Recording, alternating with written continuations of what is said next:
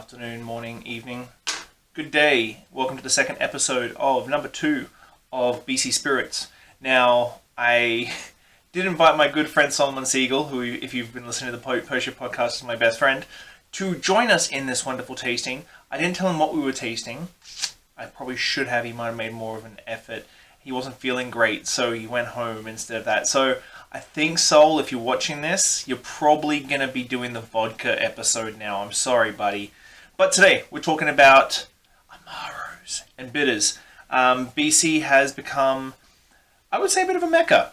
Like, I've got 6 in front of me now. I know there's a couple more out there. But bitters and Amaros become pretty popular. Now, we're not talking about the dashable bitters from Bitters Sling or Apothecary or Ms. Better Bitters. I love those guys. We're not tasting those. We may taste those in another episode, though. That is a good idea. But we're talking about Amaros, drinking bitters. So we're talking about your Camparis, your Chinas, your Amaro Montenegros, those sort of things. And we're going to try some BC versions. Okay, so the first one up, I've sort of tried to organize these in sweetness level from like the sweeter ones to the drier ones. I'm hoping I've got it right because I don't want to ruin my palate. But the first one is the Bitterhouse Rubato. Now, these guys do 3 different styles of bitters. They do a La Dame and a Daman, which is like an orange and grapefruit ones. This one is my favorite, though, the rhubarb. I'm just a big fan of rhubarb. I don't know what it is. We don't really use it in Australia. It's really weird. But it's just a flavor that, for some reason, whether it be rhubarb pie or something, there's something about it that just makes me want it. Straight on the nose, like orange peel, grapefruit peel, rhubarb for sure, obviously.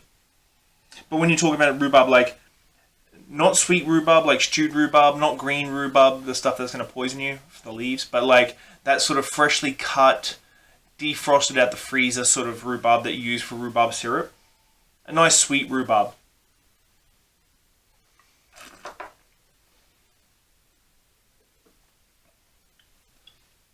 Oh. On the palate, just days and days and days of rhubarb. The orange structure right there is really nice. When you're doing tastings, I try and like break down each thing. So if I say orange, I mean, is it orange zest, orange pith, orange skin, orange flesh?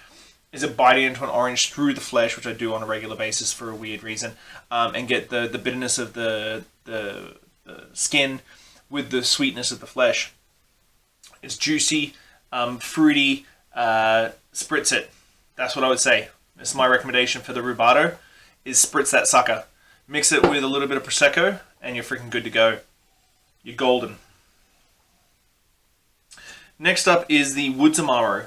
Now, the Woods Amaro is an interesting one. This one was actually created by the guys at Woods when we had the great Campari shortage, I think, of 2015. Was it 2015, I think? The great Campari shortage. For the kids out there, it was dark, dark days. You couldn't make a Negroni. You couldn't make Boulevardiers. No Old Pals. The Campari shortage of 2015 was the darkest day since the Angostura shortage of 2014 for bartenders all across BC. But they created this one in the hopes to replace Campari. Now, you're not going to replace Campari ever. Unfortunately, that's not going to happen. Many people have tried and failed. Campari is an old company. I'm a huge fan of David Campari and Gaspar Campari. The guys are pimps. Couple of 100 years old, but they're pimps. This one is the fun one. That's vacuum pot stilled. So they use a rotovap, which creates a vacuum, which makes everything boil at a lot lower temperature, which definitely enhances and keeps the flavors. It's not cooking as much of an aggressive cooking. It's a very soft cooking, so very soft distraction points. On the nose, astringent bitterness straight away. But then it opens up grapefruit, a little bit of rhubarb, coastal flavors, brininess maybe.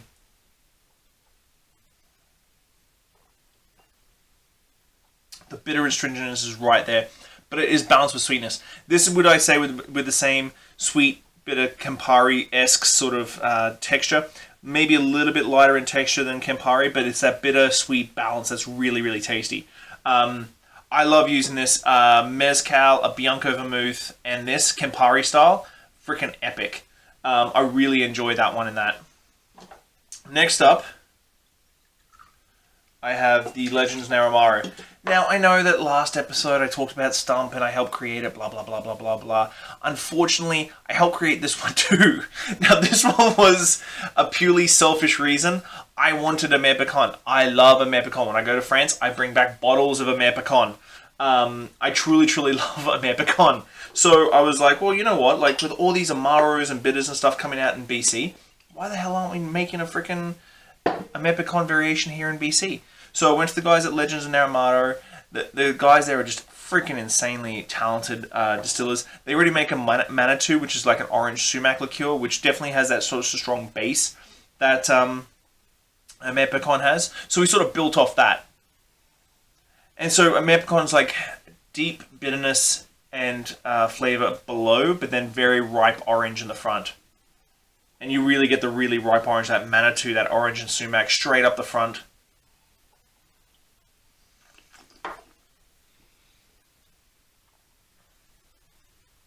Sweet, then the bitter comes through, dry finish, orange and orange and orange, all that structure below it.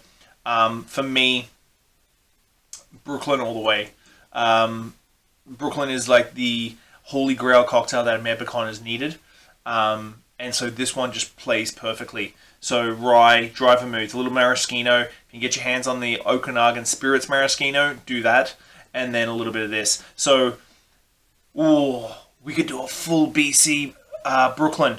So let's do the Odd Society Prospector Rye with the Ampersand Imperative Dry Vermouth from Duncan here.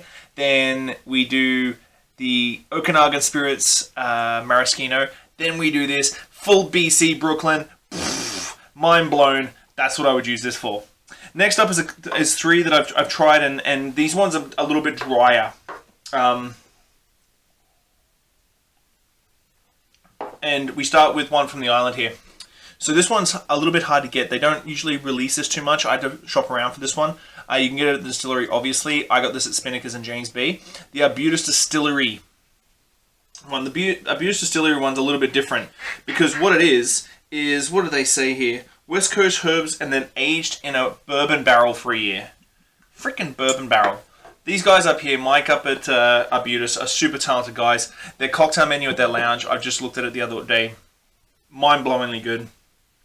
The cool thing with that is that they're doing molecular stuff in Nanaimo of all places, which doesn't make sense. So, straight on the nose, you're getting that bourbon barrel. What it reminds me of is that, it reminds me of a hay barn that I used to grow up in. I grew up on a farm, so hay barns were definitely something that I was in regularly. That really nice, sweet hay. Oh, and then the West Coast herbs just come through on that.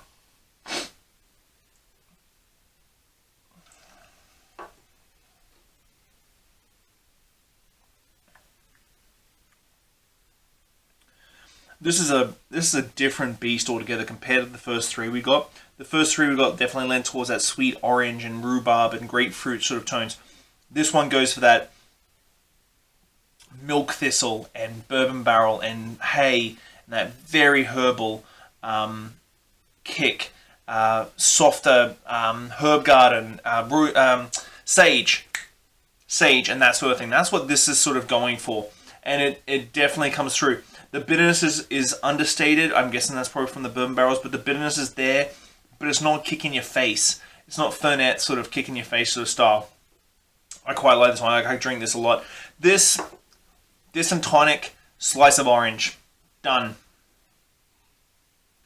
Whew. You know what it's like to taste 6 Amaros in a space of freaking 10 minutes? And try and be an intelligent synopsis on it as well, which intelligent synopsises aren't usually something that I do very regularly.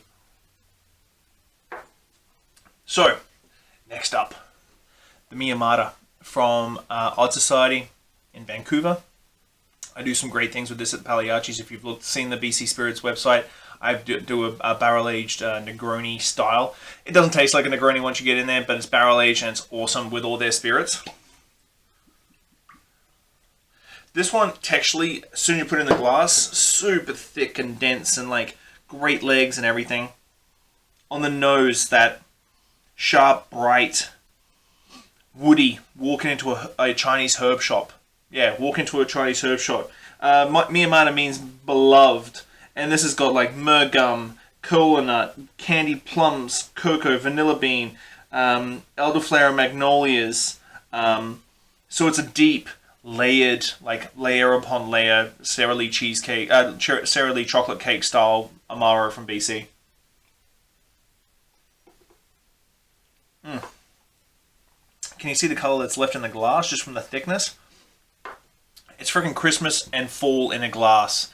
It's just that days and days and days of Christmas spice and autumn leaves and that sort of thing. Just keeps going and going and going. This one, oof. This one's a tough one. To be honest, get all the odd Society spirits, make a Negroni style, equal parts. I know I've said that with a couple of things already. Equal parts Odd Society Wallflower with the Odd Society Bittersweet Vermouth and the Odd Society Mia Amata. It's not going to taste like a Negroni like you've ever had, but this time of year with the weather the way it is, I think it's right up everybody's alley. Now, for the final one. You've got to stay hydrated when you do these tastings. For the final one, the Lineus, Long Table Lineus. So, oops, sorry. This is the first batch. I've had this for a while, so the second batch may be slightly different. But I know Charles, and he's a little bit eccentric and crazy when it comes to like making sure everything's freaking perfect, which I love him for.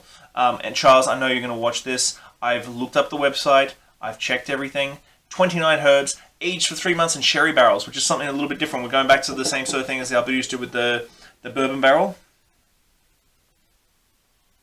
Ooh. On the nose. So this was made in conjunction with Apothecary. I think this batch was made in conjunction with Apothecary bitters. On the nose, sharp but bright herbs, orange peels and that sort of thing. Citrus.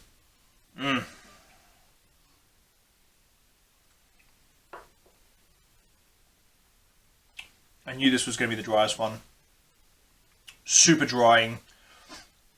Completely takes the saliva out of your mouth. Complex. So complex. It is intense. It is up there with like the Fernet Branca style aggressiveness in a good aggressiveness. Strong flavors. Lots of rooty notes. I'm getting a little like a licorice root and that sort of thing. They don't list the botanicals, so it is really just a melange of different botanicals and herbs. But rich, and oh my god, it just keeps going for days and days and days and days. The sherry butt sweetness, you get that texture. Oh, this one is definitely the driest one we have had out of all this one. I would throw this into a... Actually, you know what? I would for the at-home bartenders, I experiment with anything that Fernet goes into.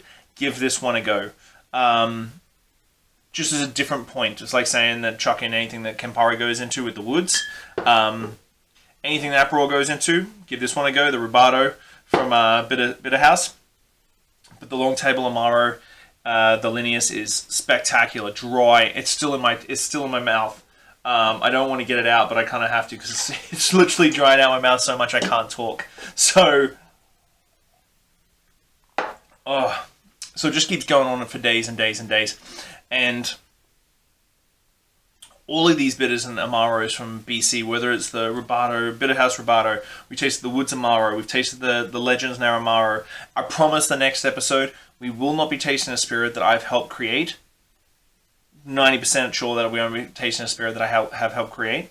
The Arbutus Amaro, if you can get your hands on it. The Mia Amata should always be available. The Lineus comes and goes. I know it's always available at the distillery, but whether or not you can get it in stores is a whole different animal. But everything is just from point A and polarizing to point B. Every single one has a different use. With any Amaros, the thing with BC Spirits is that, I said in the last episode with gins, it's not a switch out for a regular gin. You can't switch out a BC gin for a regular gin. It just doesn't happen that way. Amaros are the same. You wouldn't make the same cocktail with Amaro Montenegro as you would with Averno, as you would with Braulio, as you would with China, as you would with Fernet Branca. So why would you treat BC Amaros the same way? BC Amaros need to be treated the same way we treat Italian and French Amaros. And that's a big thing, and that's, well, the word Amaro comes from Italian word of bitter. That's why an Amir is French word for bitter. So we have to look and see how these sort of fit in and play with different spirits, and with BC spirits, and you're going to have a lot of fun. I love these. It's like adding way more like chicken stock to a risotto. That's what Amaros to me is. But I'm really happy that I did this tasting tonight. I'm really upset that Solomon couldn't be here because, well, Sol, I know how much you love Amaros, buddy, and I think next time we're definitely going to have to do vodkas. But I hope that everybody enjoyed that. Thank you very much for your support. Check out the website www.bcspirits.com for all your BC Spirits needs, events, cocktails, where everything is. We've got tons of distilleries in BC making some cool stuff. I'm going to be tasting some cool stuff this year, and I'm really looking forward to it. We've got BC Distilled coming up. We've got whiskey dinners. We've got everything. BC Distilled, April 6th. April 6th this year. Get your tickets. bcdistilled.ca. Get them now. You'll really enjoy them. I'm Sean. I hope you enjoyed this. And this was BC Spirits episode number 2.